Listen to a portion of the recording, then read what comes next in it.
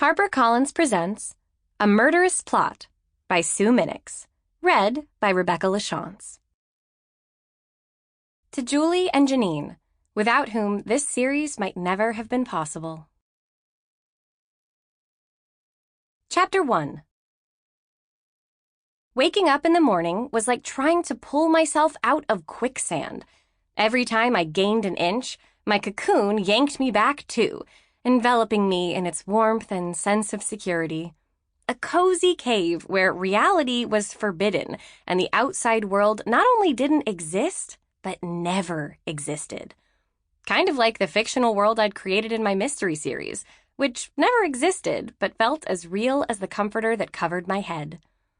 And I wouldn't mind spending the rest of the day wrapped in my comfy sheath, except today was Saturday, and I had to get ready for my meeting with the Riddleton runners at 8. Once a week, I met 4 of my friends at the park for a few laps around the mile-long track. Well, the real runners in the group managed a few laps.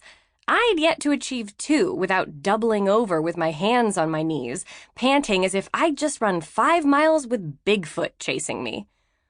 I dragged the cover off, peeled open an eyelid, and searched for the clock on the nightstand, shielding my exposed eye from the sunlight streaming through the blinds with one hand. Nothing destroyed my cocoon-based fantasy faster than a blast of bright yellow light in the eyes. 7 o'clock already. Oh, time to get up. A word flew from my lips that, luckily, nobody else could hear. Wrestling my arm from under the blanket, I felt around the other side of the bed.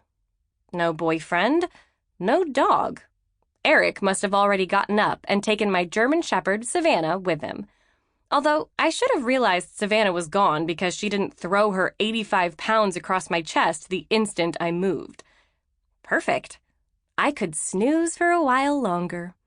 I snuggled into the pillow and drew the covers back over my head. My cocoon sucked me in like I was the caterpillar that built it. Too bad I'd never be a butterfly. Jin! Eric's tenor voice filtered through the blanket. A groan slipped out, and I burrowed deeper as if, like an infant, he'd think I'd disappeared if he couldn't see me.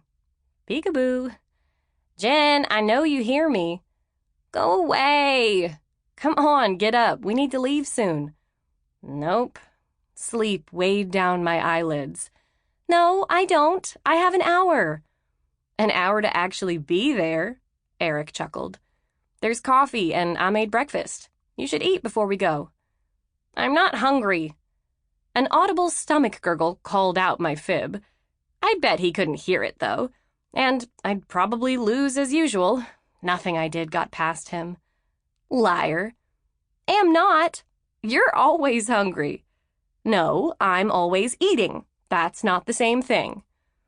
He snagged the blanket, but I swatted his hand away. Okay. Have it your way. He whistled for the dog. Uh-oh. I curled into the fetal position and protected my head with my arms. Savannah charged onto the bed, clawed the blanket off, and stuck her snout in my eye. I flailed my arms, blinking back the tears. She grabbed a corner of the comforter and leaped to the floor, dragging it into the living room like a Goliath superhero's cape. I really needed to remember to tuck that thing under the mattress when I made the bed. Except I rarely made the bed. Eric posed on the edge of the mattress and grinned. Good morning, sweetheart. I bit back the 2-word expression my mother had washed my mouth out with soap for saying in the 3rd grade. Instead, I stuffed my head under the pillow. Whether or not it's a good morning is a matter of opinion. Any morning I wake up with you is a good morning.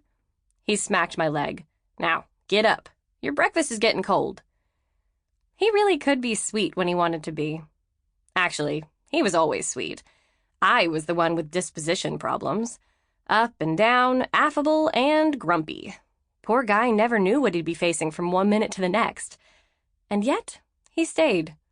I'd never figure that one out. I came by my issues honestly, though. Between my stepfather, who blamed me for everything that had ever gone wrong in his life, and my mother, who always made me feel like I was chasing butterflies through a minefield, I never stood a chance. If it weren't for my best friend and her family, I wouldn't have met a stable human being until I went to college. And college kids weren't known for being stable. Sample complete.